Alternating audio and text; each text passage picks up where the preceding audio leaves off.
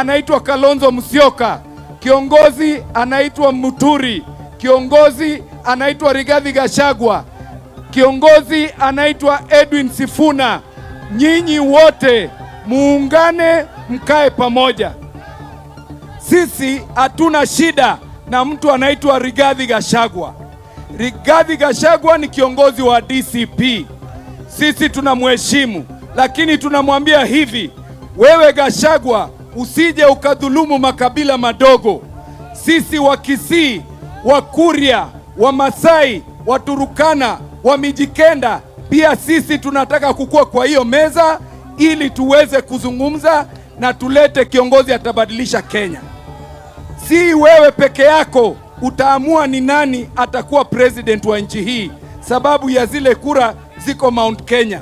Sisi tunataka kufanya kazi na watu wa Mount Kenya, na tumeamua kwamba lazima tuungane sisi wote tubadilishe nchi yetu, sivyo? Ni wangapi hapa wanasema William Ruto aende nyumbani? Mko tayari William Ruto aende? Mko tayari William Ruto aende? William Ruto aende asiende? Aende asiende?